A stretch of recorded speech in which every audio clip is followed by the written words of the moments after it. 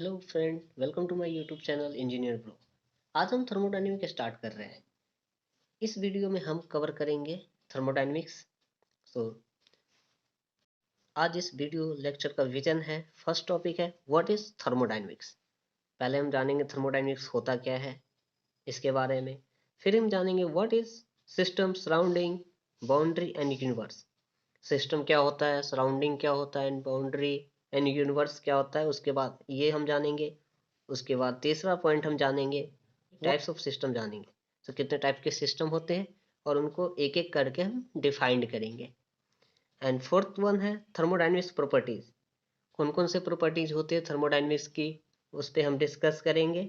और आखिरी पॉइंट होगा स्टेट फंक्शन।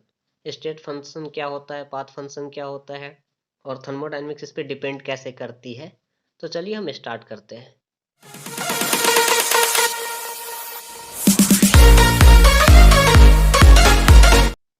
जैसा कि हमारा पहला टॉपिक था व्हाट इज थर्मोडायनेमिक्स, तो हम पहले थर्मोडायनेमिक्स को समझने की कोशिश करते हैं क्या थर्मोडायनेमिक्स होता क्या है। तो थर्मोडायनेमिक्स दो शब्दों को मिलकर बना हुआ है। First is thermos and second is dynamic. Thermos मतलब होता है हीट एंड डायनेमिक्स मतलब होता है मोशन। दैट्स मीन हीट का मोशन होना वही थर्मोडायनेमिक्स कहलाता है। According to thermodynamics definition, it is the science that describe how to thermal energy is converted from one form to other and how it affect the matter.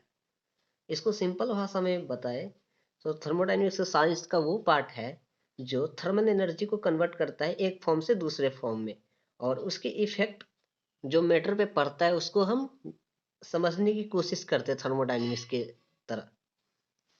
और फिर हम next topic है what is system. System क्या होता है? System it is a part of universe under investigation. ये universe का वो पार्ट है जिसको हम इन्वेस्टिगेशन करते हैं, जिस पर हम रिसर्च करते हैं, जिस पे हम पढ़ाई करते हैं। ये हो गया हमारा सिस्टम। जैसे कि मैं एग्जांपल देता हूँ, जैसे हम क्लास लेते हैं स्कूल में, तो टीचर हमें ब्लैक बोर्ड पे समझाता है और हमारा फोकस ओनली ब्लैक बोर्ड पे होता है। तो ब्लैक बोर्ड हमारे लिए सिस्टम हो गया। और बाकी जो चीज़ हो गए, जैसे हमारे क्लासमेट हो गए, बेंच हो गया, टीचर हो गए, वो सारे सिस्टम के अलावा बाहरी चीज हो गया और हमारा सिस्टम ओनली ब्लैक बोर्ड हो गया। Surrounding, what is surrounding? It is a part of universe, anything expect system is called surrounding. Universe का वो पार्ट जो सिस्टम को छोड़ दिया जाए उसको हम सराउंडिंग बोलते हैं। एग्जाम्पल, फर्स्ट एग्जाम्पल जो सिस्टम के लिए बोला था, ब्लैक बोर्ड हमारे लिए सिस्टम हो गया क्योंकि हम ब्लैक बोर्ड पे पूरी ध्यान लगा रखे हैं। इस केस में हमारे लिए ब्लैक बोर्ड सिस्टम हो गया, और ब्लैक बोर्ड के अलावा जैसे टीचर हो गए, हमारे फ्रेंड्स जो क्लासरूम में बैठे हुए, टेबल, डेस्क, ये सब सारे हमारे लिए सराउंडिंग हो गए।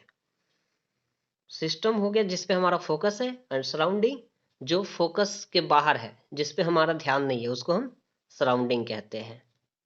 अब देखते हैं boundary. What is boundary? It separate the system from the surrounding.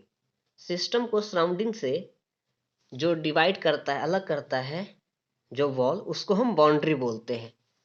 Boundary real भी हो सकती है, जैसे कि हम किसी रूम के अंदर है और हम किसी वॉल पे देख रहे हैं, तो वो हमारे लिए सिस्टम हो गया। और वॉल के बाहर जो हो गया वो सराउंडिंग, और वॉल हमारे लिए बाउंड्री का काम कर रहा है। इमेजिनरी बाउंड्री भी हो सकता है, जैसा हम मान रहे हैं, जैसे हम अभी ब्लैक बोर्ड पे देख रहे थे एग्जाम्पल में, जैसे हमने सिस्टम को बताया ब्लैक बोर्ड पे देख रहे थे। और और जो हमारा क्लासमेट है या डेस्क टेबल है उसके बीच में तो बाउंड्री लगी हुई नहीं थी, लेकिन हमारा फोकस ओनली सिस्टम पे था, ब्लैक बोर्ड। तो एक इमेजिनरी बाउंड्री बन गया हमारे सिस्टम और सराउंडिंग के बीच में। इमेजिनरी भी हो सकता है, रिजिड भी हो सकता है, कंडक्टिंग जिसमें हीट फ्लो हो सकता है, ऐसी बाउंड्री जिससे हीट फ्लो हो सकती है, और एडियाबैटिक जिसमें हीट फ्लो नहीं होती। इस टाइप के बाउंड्री होती है। What is universe? Universe, the system and surrounding together constitute the universe. System और सराउंडिंग को मिला के जो बनता है उसको हम यूनिवर्स बोलते हैं। System plus surrounding equal to universe. अब इस डायग्राम के हेल्प से हम समझने की कोशिश करते हैं सिस्टम, सराउंडिंग एंड यूनिवर्स होता क्या है। जैसे कि ये पूरी बाउंड्री है, सॉरी, ये हमने एक बीकर ले रखा है, ये एक सिस्टम है, वाटर भरा हुआ है इसमें, ठीक है। और हमारा फोकस इस पे है, हम इसको बॉईल कर रहे हैं या कुछ भी कर रहे हैं, हम इस पे पूरी फोकस लगा रखे। इसके अलावा कुछ भी है, ये किचन रूम है समझो, तो इसमें सराउंडिंग, ये सारे सराउंडिंग होगा, इस पे कुछ भी रखा हुआ है। और जो किचन रूम का घर है, इसको हम पूरा यूनिवर्स मान लेते हैं। तो किचन रूम पूरा हो गया यूनिवर्स, हमारा गैस पे जो चढ़ा हुआ है व्हीकर, वो हो गया हमारा सिस्टम, और किचन में जो भी सामान रखा हुआ है वो हो गया हमारे लिए सराउंडिंग। नेक्स्ट हम देखते हैं टाइप्स ऑफ सिस्टम, कितने टाइप्स के सिस्टम होते हैं ये हमारे थर्मोडायनेमिक्स में। ऐसे तो इसमें 3 टाइप्स के सिस्टम होते हैं। First is open system, second is close system, and third is isolated system. तो इन तीनों system, open system, close system and isolated system को हम एक एक करके डिफाइन करते हैं, उसको समझने की कोशिश करते हैं। सो थर्मोडायनेमिक्स में कैसे ये काम करता है, तो हम ओपन सिस्टम से शुरुआत करते हैं। Open system, what is open system? In A open system where mass and energy exchange between system and surrounding. Open system वो होता है जहां पे मास एंड एनर्जी एक्सचेंज होता है सिस्टम और सराउंडिंग के बीच में। क्या एक्सचेंज होता है? मास एंड एनर्जी जो सिस्टम और सराउंडिंग के बीच में एक्सचेंज होता रहता है, उसको हम ओपन सिस्टम कहते हैं। फॉर एग्जाम्पल, हम ये हीट कर रहे हैं इसको, बीकर को, इसमें वाटर रखा हुआ है, ठीक है, हीट हो रहा है, तो वाटर वेपर बन के ऊपर निकल रहा है, क्योंकि ये इमेजिनरी बाउंड्री बना हुआ है, हम इमेजिनरी बाउंड्री सिस्टम से सराउंडिंग के बीच में मानते हैं। तो ये बाहर निकल रहा है सिस्टम से सराउंडिंग की तरफ, मास फ्लो हो रहा है वेपर के रूप में, और यहाँ से ये कंडक्टिंग वॉल है जहाँ से हीट फ्लो हो सकती है यहाँ से अंदर। तो यहाँ से एनर्जी ट्रांसफर हो रहा है, इधर से भी एनर्जी रिलीज होगी बाहर की तरफ, क्योंकि एनर्जी फ्लो करती है lower body to higher body to lower body, sorry. तो कंडक्टिंग वॉल है इसलिए, तो यहाँ पे हीट एंड मास दोनों फ्लो होगी, एक्सचेंज होगी सिस्टम से सराउंडिंग के बीच में। अब हम क्लोज सिस्टम को समझते हैं। What is close system? In this system where only energy can be exchange between system and surrounding. जिस सिस्टम में ओनली एनर्जी एक्सचेंज हो सिस्टम और सराउंडिंग के बीच में, उसको हम क्लोज सिस्टम बोलते हैं। Only exchange energy. अब ये कैसे होता है एक्सचेंज, एक एग्जांपल की तरह ये समझते हैं। वही बीकर हमने लिया है जो क्लोज सिस्टम में लिया था, लेकिन इस पे एक रियल बाउंड्री बना दी हमने, लगा दिए। रियल बाउंड्री है जिससे मास फ्लो होगा नहीं सिस्टम से सराउंडिंग के बीच में, बट वॉल कंडक्टिंग है, तो जिससे एनर्जी एक्सचेंज होगी सिस्टम से सराउंडिंग और सराउंडिंग टू सिस्टम। इसमें जो होता है, रियल बाउंड्री होने के कारण जो ये हीट होगा यहाँ से, तो वाटर से वेपर तो बनेगा, लेकिन बाउंड्री पे यहाँ पे टकरा के फिर से वो यहाँ पे रुके, ठंडा होकर फिर से वो वाटर में कन्वर्ट होके इसी में आ जाएगा, तो इससे मास ट्रांसफर यहाँ पे नहीं होगा। चारों तरफ से बाउंड्री है तो इससे मास ट्रांसफर नहीं होगा, ओनली हीट ट्रांसफर होगा, एनर्जी ट्रांसफर होगा। तो इस पे लिखा मास can not be exchange because of real boundary. और एक और एग्जाम्पल की तरह हम समझते हैं, energy exchange in form of heat and work. Energy किसी भी फॉर्म में एक्सचेंज हो सकती है, हीट के फॉर्म में भी हो सकती है या वर्क के फॉर्म में। एक एग्जांपल के तहत हम समझते हैं क्लोज सिस्टम के बारे में। हमारे पास एक पिस्टन है, ये पिस्टन का जो वॉल्व है वो एडियाबैटिक है, मतलब non heat conducting. No heat conducting मतलब हीट यहाँ पे एक्सचेंज नहीं होगा सिस्टम से सराउंडिंग के बीच में, और ये क्लोज सिस्टम कहलाता है। अब एनर्जी एक्सचेंज ही नहीं होगा यहाँ पे, तो हम कैसे बोलेंगे? तो यहाँ पे हम इसको प्रेस करेंगे, फोर्स लगाएंगे, तो प्रेशर यहाँ पे अंदर अप्लाई होगा, ठीक है, जिससे वर्क होके हमें वर्क के फॉर्म में मिलेगा। तो एनर्जी किसके फॉर्म में हमारा हो गया? हीट के फॉर्म में ना होके वर्क के फॉर्म में निकल रहा है। तो ये भी पिस्टन भी क्लोज सिस्टम कहलाएगा। In piston energy can be exchange in form of work. Piston में एनर्जी वर्क के फॉर्म में होता है, और इस वाले में एनर्जी हीट के फॉर्म में एक्सचेंज हुआ है। अब हम third one and last one isolated system के बारे में जानते हैं। आइसोलेटेड सिस्टम होता है। Isolated system, what is isolated system? In this system where cannot exchange either energy or mass outside boundary of the system। Isolated system में क्या होता है, ना एनर्जी एक्सचेंज होता है और ना ही मास एक्सचेंज होता है सिस्टम टू सराउंडिंग में। ऐसा कैसे होता है, इसमें समझने की कोशिश करते हैं। जैसे कि इस डायग्राम में बताया गया है, ये पूरे वॉल जो है, चारों वॉल जो है एडियाबैटिक की है, मतलब यहाँ पे हीट एक्सचेंज नहीं होगी। और ये रियल बाउंड्री है जहाँ से कोई मास एक्सचेंज भी नहीं होगा। तो यहाँ से हम हीट तो कर रहे हैं, लेकिन एडियाबैटिकली होने के कारण या नॉन कंडक्टिंग होने के कारण यहाँ से एनर्जी एक्सचेंज भी नहीं होगी, एनर्जी एक्सचेंज और मास एक्सचेंज भी नहीं होगी। तो इसको हम आइसोलेटेड सिस्टम कहते हैं। Thermodynamics properties, thermodynamics properties two types के होते हैं, intensive properties as second is extensive properties. तो हम एक एक करके पहले डिफाइन करते हैं। सो इंटेंसिव प्रॉपर्टीज होता क्या है और सेकेंड और एक्सटेंसिव प्रॉपर्टीज क्या होता है। तो फर्स्ट वन देखते हैं, intensive properties. What is intensive properties? The properties that are independent of amount of substance present in material sample। वो प्रॉपर्टीज जो इंडिपेंडेंट होता है अमाउंट ऑफ सब्सटेंस पे, जो अमाउंट ऑफ सब्सटेंस पे डिपेंड नहीं करता, उसको हम इंटेंसिव प्रॉपर्टीज बोलते हैं। जैसे कि टेम्परेचर, हमारे पास 2 लीटर वाटर का टेम्परेचर हो या 10 लीटर वाटर का टेम्परेचर हो या 6 फुट इंसान का टेम्परेचर हो या 3 फुट इंसान का टेम्परेचर हो, वो डिपेंड हाइट पे नहीं करता या क्वांटिटी पे नहीं करता, ओनली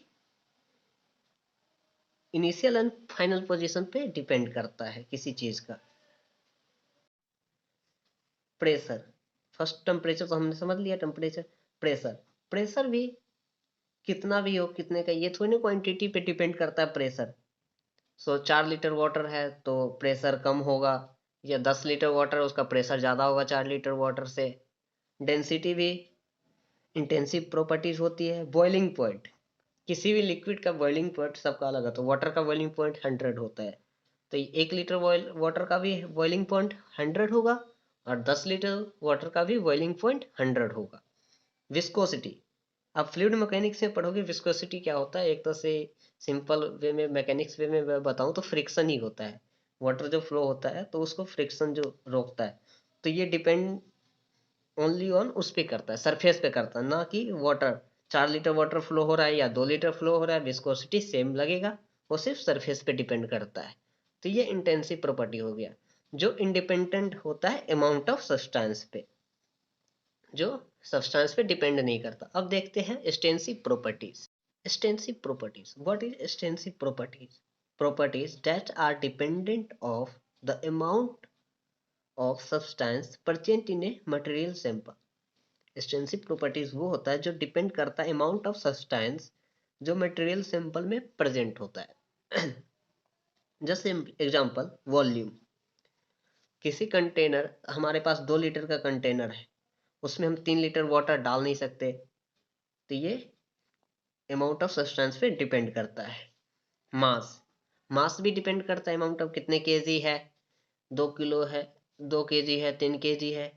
एनर्जी, एनर्जी भी अमाउंट ऑफ सब्सटेंस पे डिपेंड करता है, क्योंकि energy can not be created और नॉट डिस्ट्रॉयड। तो ये जितना आप दोगे उतना ही ये डिवाइड होगा। जैसे हम 2 लीटर पानी को, एक रोटी बनाने के लिए हम 10 जूल एनर्जी लगा रहे हैं और हम उसको आधा आधा तोड़ दिए, तो हमारे पास 5 जूल करके एनर्जी कंट्रीब्यूट हो गए दोनों के बीच में।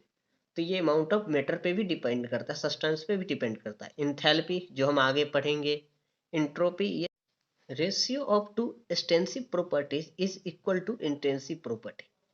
इसका मतलब दो एक्सटेंसिव प्रॉपर्टीज का रेशियो जो इंटेंसिव प्रॉपर्टीज में चेंज हो जाएगा। जैसे कि फर्स्ट एक्सटेंसिव प्रॉपर्टी मास ले लिया, सेकेंड हमने वॉल्यूम ले लिया। मास एंड वॉल्यूम क्या बनता है, डेंसिटी, और डेंसिटी क्या है, इंटेंसिव प्रॉपर्टी। ये किसी मैटर पे डिपेंड, सब्सटेंस पे डिपेंड नहीं करता। Second one, force upon area. Force हमारा एक्सटेंसिव प्रॉपर्टीज है, एरिया भी एक्सटेंसिव प्रॉपर्टीज है, दोनों को रेशियो हमारा प्रेशर बन गया। अब हम स्टेट फंक्शन के बारे में समझते हैं। स्टेट फंक्शन होता क्या है। State function, it is defined as a properties of a system that only depend on initial and final state of the system.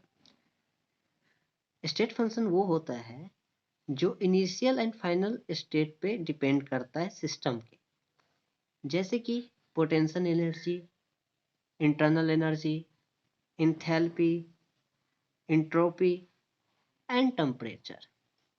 ये सारे हैं स्टेट फंक्शन जो इनिशियल और फाइनल पोजीशन पे डिपेंड करते हैं। एग्जाम्पल के लिए, कोई व्यक्ति ग्राउंड फ्लोर पे है,